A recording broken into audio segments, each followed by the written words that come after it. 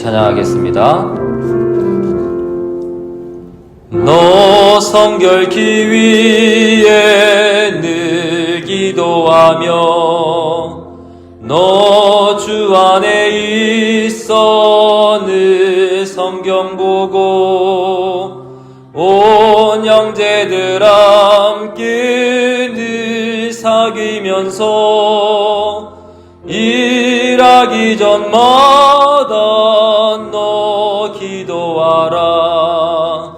너 성결케 위해 내 머리 숙여 저 은밀히 계신 내 주께 빌라. 주 사귀어 살면 주 닮으리니 널 보는 이마다 주 생각하리.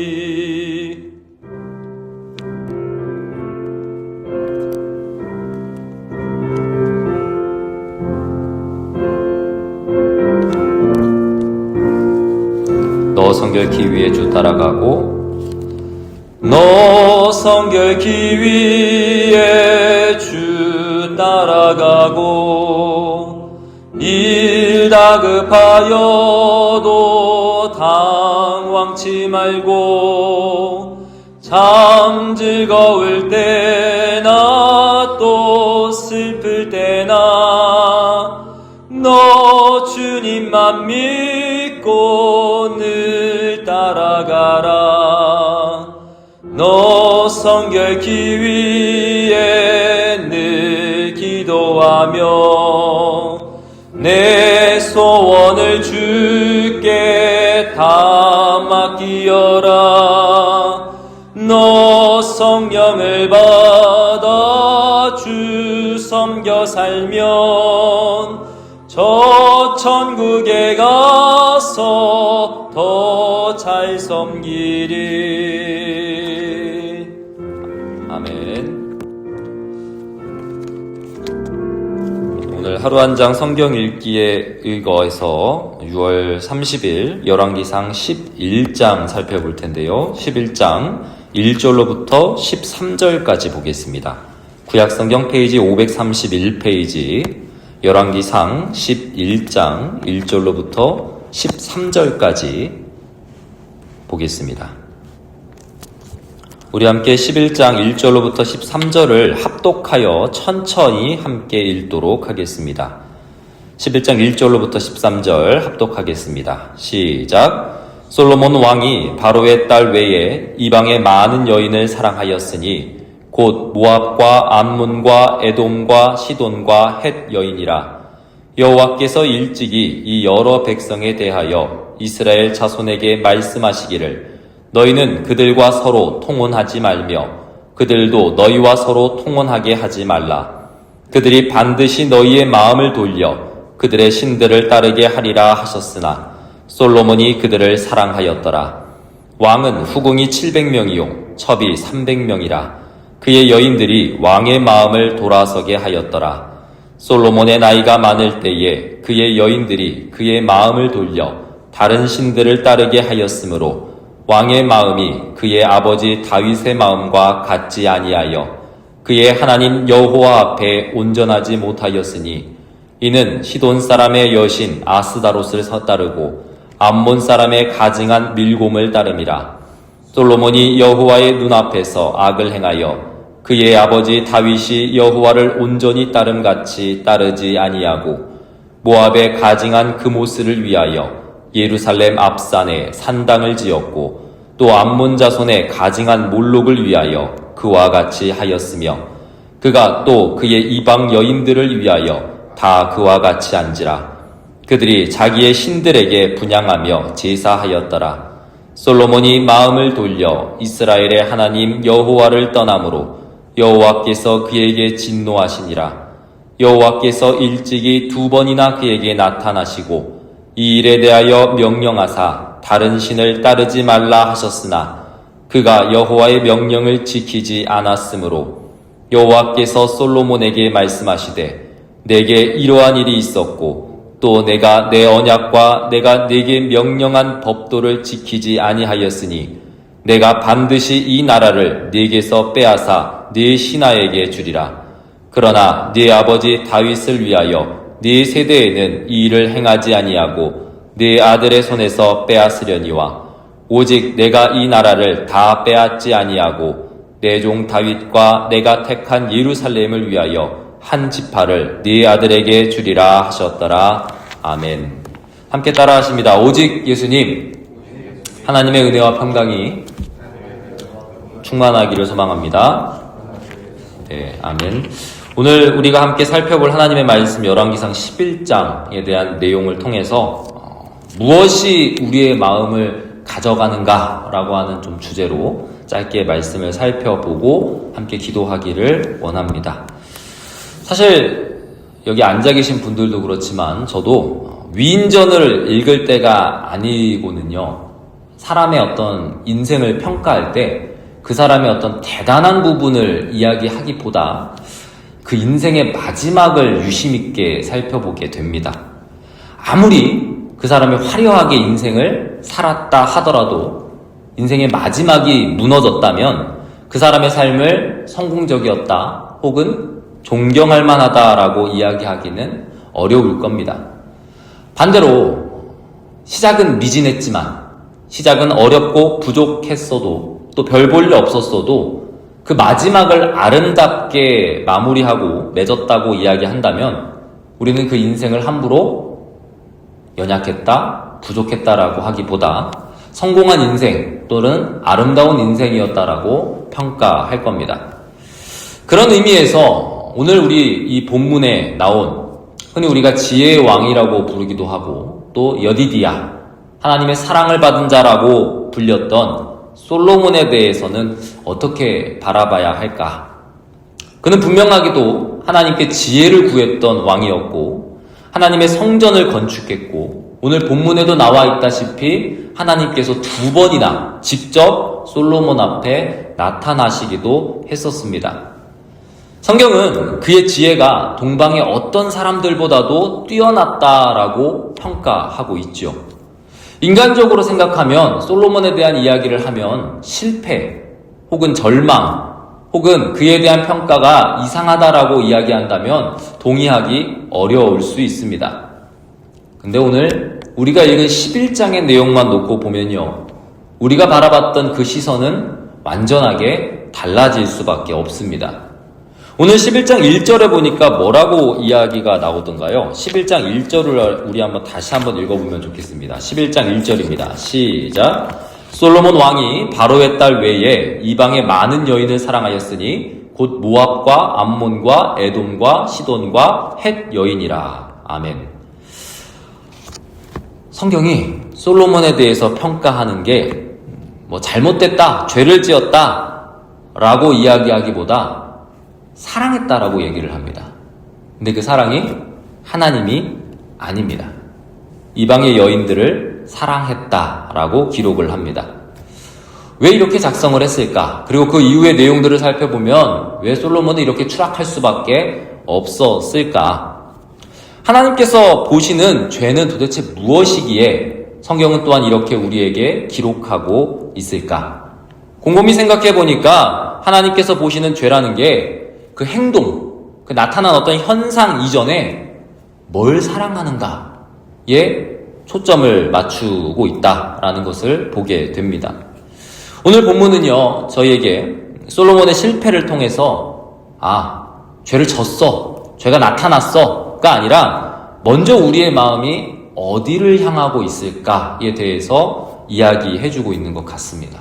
그래서 우리의 마음은 어디를 지금 향하고 있을까? 우리는 지금 무엇을 사랑하고 있을까? 그리고 하나님께서는 지금 우리에게 어떻게 하기를 원하실까? 이 부분에 초점을 맞추며 오늘 말씀을 함께 살펴보면 좋겠습니다. 첫 번째, 죄는 행동보다 마음이 먼저 하나님께 떠나는 겁니다. 죄는 행동보다 마음이 먼저 하나님께 떠나는 겁니다. 본문 2절을 보니까 이렇게 나오더라고요. 여호와께서 일찍이 이 여러 국민에 대하여 이르기를 너희는 그들과 서로 통혼하지 말며. 근데 이 명령은 사실 솔로몬 시대에 하나님께서 갑자기 주어주셨던 말씀이 아닙니다. 이 말씀은 이미 앞에서 신명기 7장, 17장을 통해서 우리에게 이스라엘 백성에게 주셨던 말씀이었습니다. 왕들에게는 아내를 많이 두지 말라고 분명하게 기록하고 선포하셨죠. 왜일까요? 고대 근동 사회의 영향력도 있겠지만 이건 단순히 여자의 문제 혹은 서로 성적인 문제에 대한 이야기를 넘어서서 그들의 신을 함께 받아들이게 될 거라고 하는 것을 아셨기 때문입니다. 그래서 실제로 4절에 보니까 이렇게 나오죠. 솔로몬의 나이가 많을 때 그의 여인들이 그의 마음을 돌려 다른 신들을 따르게 하였으므로. 여기서 돌리게 하다, 돌리다 라고 하는 이 원어가 히브리어 나타라고 이야기하는데 또 다른 의미가 기울다, 방향이 바뀌다 라고 하는 의미를 가지고 있습니다. 그러니까 솔로몬이 갑자기 우상 숭배를 한 게 아닙니다. 앞뒤가 맞지 않죠. 우리가 이야기의 국면을 보더라도 이 사람이 갑자기 헷가닥하지 않는 이상해야 어떻게 갑자기 그런 일을 할 수 있겠습니까? 그의 마음이 조금씩 돌려졌다고 이야기합니다. 그의 마음이 조금씩 기울어졌다고 이야기합니다. 여기서 우리는 하나님이 다윗의 무엇을 보셨었는지를 떠올려 볼 필요가 있습니다. 하나님은 언제나 다윗의 마음을 먼저 보셨다고 성경은 기록합니다. 왜냐하면 다윗뿐만 아니라 솔로몬뿐만 아니라 이 시대를 살아가고 있는 우리조차 행동으로 죄를 짓기 전에 먼저 이미 마음으로 죄를 선택하고 있기 때문입니다. 그래서 예수님께서도요 이 말씀을 하셨습니다. 누가복음 6장 45절에 선한 사람은 그 쌓은 선에서 선을 내고 악한 자는 그 쌓은 악에서 악을 내나니 이는 마음에 가득한 것을 입으로 말함이니라 라고 이야기하죠. 그래서 우리는 흔히 넘어졌을 때나 실패했을 때 죄를 떠올리는데 그보다 먼저 하나님께서는 우리에게 말씀하십니다. 그 이전에 그 죄를 범하기 전에 너의 마음이 어디를 향하고 있느냐? 너의 마음이 지금 무엇을 더 사랑하고 있느냐라고 말이죠. 오죽하면 개혁 신학자인 장깔뱅도 기독교 강요에서 이렇게 이야기를 하더라고요. 인간의 마음은 우상을 끊임없이 만들어내는 공장과 같다. 우리의 그 죄된 본성이 어디까지일까 고민할 필요 없이 최악임을 우리가 상정하며 하나님 앞에 서지 않으면 그 마음을 빼앗길 수밖에 없고 돌릴 수밖에 없고 기울여질 수밖에 없다라는 사실을 분명하게 살펴볼 필요가 있습니다. 여기서 말하는 우상은 나무나 돌만을 이야기하는 게 아닙니다. 내 성공, 내 자녀, 내 인정욕구, 내 안정, 저를 향해서 하는 말이기도 합니다. 심지어 내 사역과 내 봉사, 내가 수고하고자 하는 모든 일들도 그 마음이 하나님보다 앞서면 우상이 될 수밖에 없다는 사실. 오늘 우리는 그것을 살펴봐야 합니다. 두 번째, 하나님의 경고는 사랑이 없는 심판이 아니라 언약을 지키시는 신실하심이다라고 하는 것을 알아야 합니다. 11절에 보니까 이렇게 말씀하세요. 내가 내 언약과 내가 네게 명령한 법도를 지키지 아니하였으니 반드시 이 나라를 내게서 빼앗겠다. 듣기에는요 사실 굉장히 불편한 말이죠. 내가 죄를 지었음에도 불구하고 잘못되었음에도 불구하고 하나님께서 그렇게 말씀하셨다면 찔림도 있겠지만 마음에 부담이 올 수밖에 없습니다. 근데 그렇다고 해서 하나님께서 지금 감정적으로 솔로몬을 대하고 있느냐? 우리에게 감정적으로 언제나 대하시느냐? 이건 아닙니다. 오늘 이 본문 말씀만 봐도 아시다시피 이미 말씀하셨던 언약을 따라 하나님께서는 행하시는 것을 보여주십니다. 즉 하나님의 사랑은요 죄를 눈 감아주는 사랑, 죄를 넘어가주는 사랑이 아니라는 겁니다. 죄를 죄라고 말씀하시는 사랑, 그것이 하나님의 사랑입니다. 혹여 믿지 않는 사람이나 믿음이 연약한 사람이나 혹은 사랑을 오해하신 분들이 왜 하나님이 사랑이라고 말씀하시면서 우리를 심판하는지에 대한 질문들을 던지곤 합니다. 하지만 성경은 이 질문에 대해 너무나도 간단하면서 분명하게 말씀하시죠. 하나님의 사랑은 거룩으로부터 시작한다고 말이죠. 하나님은 거룩하시기 때문에 죄를 죄 그대로 놔두시지 않습니다. 두실 수 없습니다. 만일 우리 욕심대로, 우리 바램대로 하나님이 봐주시는 분이라면 교의학에서도 나오지만 하나님을 더 이상 의로우시다, 신실하시다라고 이야기하기 어려울 겁니다. 그래서 오죽하면 사도 바울조차 갈라디아서 6장 7절에서 이렇게 얘기하죠. 스스로 속이지 말라. 하나님은 업신여김을 받지 아니하시나니 사람이 무엇으로 심든지 그대로 거두리라.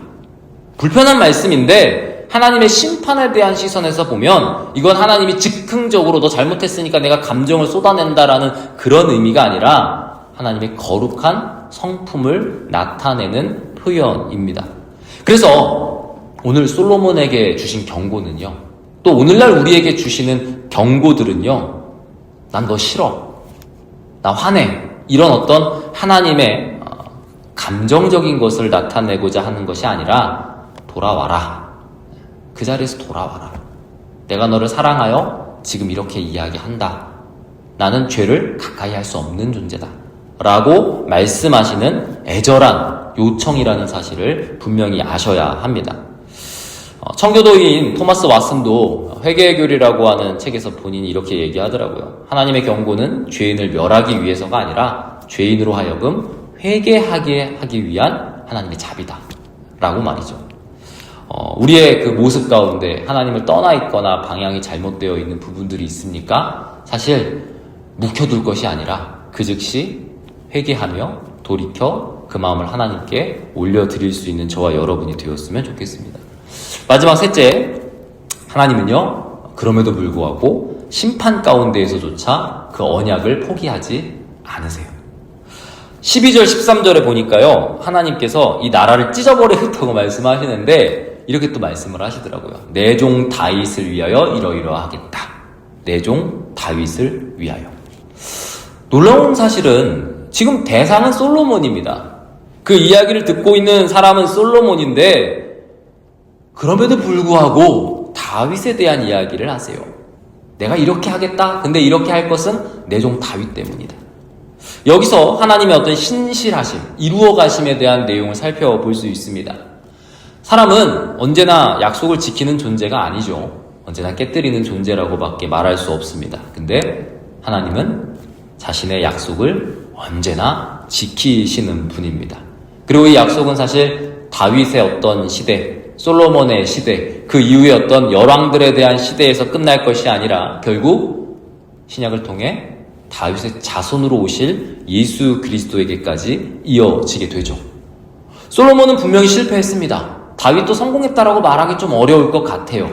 이후에 이스라엘 왕들을 살펴보면 중간중간 하나님을 사랑했다라고 하는 왕들도 있었지만 그 왕들조차 실수하고 실패하고 하나님 앞에 어긋났던 그런 모습들을 보여줍니다. 사사기에서도 살펴봤다시피 인간 왕을 원했던 것 자체가 지금 잘못되었음을 하나님께서는 너무나 분명하게 보여주심에도 불구하고 결국 당신의 왕되심을 예수 그리스도로 말미암아 우리에게 분명하게 보여주세요. 모든 왕은 실패했지만 그리스도는 하나님 앞에서 온전히 순종하십니다. 이걸 바울은 빌립보서 2장 8절에서 이렇게 얘기하죠. 죽기까지 복종하셨으니. 우리는 구약의 말씀을 통해 실패한 왕들의 이야기들을 봅니다. 이건 단순히 우리가 알고 있는 킹에 대한 얘기가 아니에요. 하나님의 왕되심을 거절했던 인생입니다. 그럼에도 불구하고 십자가와 부활의 복음은 실패하지 않는 왕의 이야기를 우리에게 선언해주고 있습니다. 그래서 우리의 소망은 지혜의 왕 솔로몬이 아니라 쓰러져갔던 다윗이 아니라 한때 한날 하나님 앞에 왕으로 불렸던 그들이 아니라 참된 왕인 그리스도임이 분명해지는 거죠. 그래서 주 안에 거하라고 우리는 언제나 그 말씀을 믿으며 순종하며 서게 됩니다. 오늘 이 새벽도 말이죠. 결론입니다. 열왕기상 11장 오늘 우리가 살펴본 말씀은 단순히 어떤 솔로몬의 말년을 기록한 그런 이야기가 아닙니다. 무엇이 지금 우리의 마음을 차지하고 있는 것일까? 이것을 우리에게 지금 질문해 주시고 계십니다. 우리의 삶은요, 결국에는 가장 내가 원하는 방향으로 흘러가게 돼 있습니다. 말씀보다 세상을 원하면 세상이, 예배보다 내 성공을 원하면 성공으로, 하나님보다 내가 원하는 것이 더 중요해지는 그 순간에 사실 우리는 솔로몬과 다르지 않습니다. 솔로몬과 같은 길을 향할 수밖에 없죠. 근데 그렇다고 야 우린 그럼 망했네 라고 너무 절망해 하지 마십시오. 그럼에도 불구하고 하나님이 오늘 우리를 포기하지 않고 계시다라고 하는 사실을 기억하셨으면 좋겠습니다. 심판을 주시는 이유도, 경고를 주시는 이유도 미워해서가 아니라 사랑해서라고. 그러니까 돌아오라고, 말씀 앞에 서라고 말이죠. 그리고 그 은혜의 완성이 사실 이미 우리에게 주어졌습니다. 우리는 그걸 찾아가는 구도자들이 아니라 주어진 걸 확인하고 확신하는 사람들입니다. 그 아들 예수 그리스도로 말미암아 우리의 신앙을, 우리의 마음을 하나님 앞에 두며 기억하며 동행하는 오늘 하루가 될 수 있기를 간절히 축복합니다. 적용 질문 2가지 드립니다. 첫 번째, 최근 내 마음을 가장 많이 차지하고 있는 게 있다면 뭡니까? 그게 하나님보다 더 큰 기쁨이나 혹은 염려가 되고 있진 않습니까? 주님 앞에 오늘 올려드릴 수 있었으면 좋겠고요. 2번째, 하나님께서 이미 말씀하고 경고하셨는데 이 정도는 괜찮지 않을까라고 혹시 타협하고 있는 부분 없습니까? 그것도 역시 오늘 올려드리며 회개하며 돌이키며 그 마음을 하나님 앞으로 회전시키는, 돌이키는 하루하나 될 수 있기를 간절히 축복합니다. 우리 잠깐 기도하면서 나아가면 좋겠습니다. 오늘 들은 말씀을 통해서 주님, 나의 마음이 나의 사랑하는 것이 주님이 되기를 원합니다. 오직 주님이 되기를 원합니다.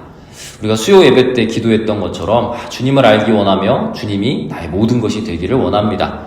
이렇게 고백하며 이 하루를 시작하는 우리의 모습 되기를 구하면서 함께 기도하며 나아갔으면 좋겠습니다.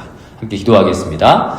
사랑해 주님, 주님의 이름을 통하여 오늘 우리가 이 하루를 시작합니다. 오늘 말씀을 통하여 우리의 마음이 어디로 향하고 있는지 다시 한번 살펴봅니다. 솔로몬을 통해서도 그렇고 우리가 지혜의 왕 솔로몬보다 나을 게 뭐 있다고 우리도 실패한 인생이 될 수밖에 없는가 절망하고 낙담할 것이 아니라 우리에게 주어진 솔로몬과 비교할 수 없는 그 작은 경고들 앞에서조차 이제는 그 마음의 중심을 하나님 앞에 올려드릴 수 있는 우리 충익교회 되기를 원하며 우리 그리스도인들이 되기를 간절히 원합니다. 또한 우리의 그 회개와 돌이킴의 기도가 주 앞에 상달됨으로 이제는 주 앞에 온전해짐으로 주 앞에 순종함으로 주의 일을 구하며 주의 일을 찾는 자들이 되어지기를 원하오니 주님 오늘 우리 가운데 함께하여 주사 우리의 마음을 살펴주시고 우리의 마음을 돌이켜주사 주의 마음을 품고 나아갈 수 있도록 인도하여 주시옵소서. 모든 것이 주님의 뜻 가운데 있습니다. 주님 홀로 영광받아 주시옵소서. 감사드리며 예수님의 이름으로 기도했습니다. 아멘. 우리 주기도 올려드리고 개인 기도하시겠습니다. 하늘에 계신 우리 아버지, 아버지의 이름을 거룩하게 하시며 아버지의 나라가 오게 하시며 아버지의 뜻이 하늘에서와 같이 땅에서도 이루어지게 하소서. 오늘 우리에게 일용할 양식을 주시고 우리가 우리에게 잘못한 사람을 용서하여 준 것 같이 우리 죄를 용서하여 주시고 우리를 시험에 빠지지 않게 하시고 악에서 구하소서. 나라와 권능과 영광이 영원히 아버지의 것입니다. 아멘. 함께 기도하며 나아가면 좋겠습니다. 주님, 주님의 이름을 부릅니다. 주님의 이름에 우리의 이름을 얹습니다. 주님의 이름 따라 나아가는 우리의 모습을 주님 살펴봐 주시옵소서. 마음의 중심을 주님 앞에 온전히 두기를 원합니다. 주님의 뜻 가운데 나아가기를 원합니다. 이 하루를 주님의 손에 얹습니다. 주여 우리와 함께 동행하여 주시옵소서. 마음을 다하고 성품을 다하고 뜻을 다하여 내 주 하나님을 사랑하라 말씀하셨습니다. 그 말씀 가운데 온전히 나아가기를 구합니다. 주님 함께하여 주시옵소서. 함께하여 주시옵소서.